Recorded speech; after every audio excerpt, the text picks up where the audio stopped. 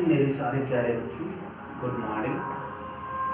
अभी हम लोग जो है इंटरमीडिएट का अगला टॉपिक सारणिक पढ़ने जा रहे हैं। हालांकि इंटरमीडिएट में जो टॉपिक बीजगणित के नाम से हमें पढ़ना है, तो बीजगणित का मतलब अलजेब्रा में दो टॉपिक आते हैं आपके, आव्यूह और सारणिक। ये दोनों मिला के 13 नंबर का है ना सिलेबस कंप्लीट होता है। तो पहला टॉपिक हम लोगों ने आव्यूह अच्छी तरह से पढ़ लिया है। अब हम लोग अगले टॉपिक की ओर बढ़ते हैं, सारणिक। तो सबसे पहले हम लोग समझ लेते हैं कि सारणिक का मतलब क्या होता है और कनेक्शन क्या होता है आव्यूह सारणिक में। तो सीधा सीधा कनेक्शन है। तो सारणिक है वो आव्यूह से ही, मैट्रिक्स से ही निकला हुआ है।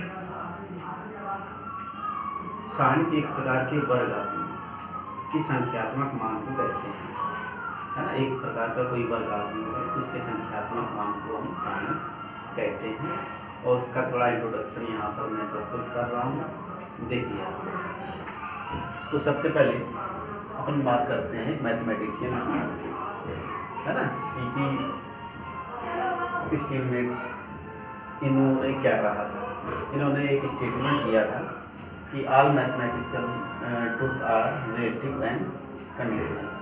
तो जितने भी मैथमेटिकल जो है सत्य हैं, गणितीय सत्य हैं, वो क्या होते हैं, संबंध होते हैं या प्रतिबंध होते हैं, है ना।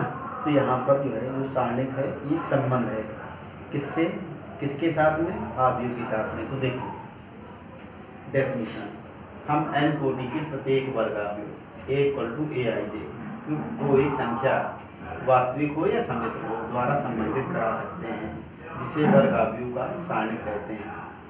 इसे एक फलन की तरह सोचा जा सकता है जो प्रत्येक वर्ग आव्यूह को एक अद्वितीय संख्या वास्तविक हो या समित हो से संबंधित करता है।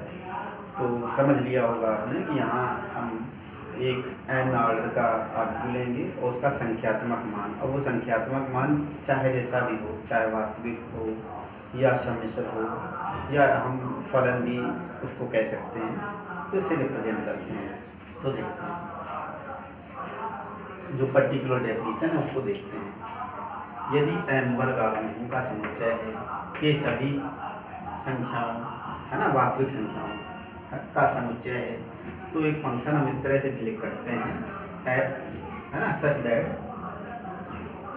m, है ना, टेंड्स टू k, अर्थात f of a equal to k द्वारा परिभाषित है।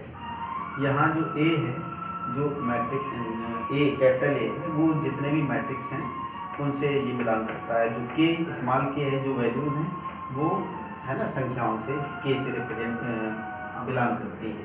तब f ऑफ a का a का क्या कहलाएगा, सारणिक कहलाएगा। इसे डिटर्मिनेंट a या डेट a या डेल्टा से रिप्रेजेंट किया जा सकता है।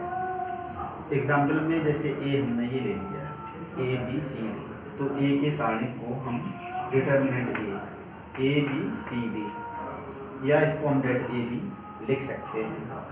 अब इसमें दो नोट करने वाली बात है, जो मेंशन करने वाली बात है। पहली बात ये है कि प्रत्येक a के लिए डिटर्मिनेंट a को a का सारणिक कहते हैं। दूसरी बात, केवल वर्ग आव्यूहों का सारणिक हम ज्ञात कर सकते हैं, आयताकार आव्यूहों का सारणिक हम ज्ञात नहीं कर सकते हैं, क्योंकि डेफिनेशन ही यहाँ पर है। और इसमें जो है पी एस लाप्लास जो है ने जो है काफ़ी स्टडी की और इसको बहुत ही, है ना, ऊंचे आयाम में लेकर गए। तो आई होप कि आपको इंट्रोडक्शन समझ में आ गया होगा।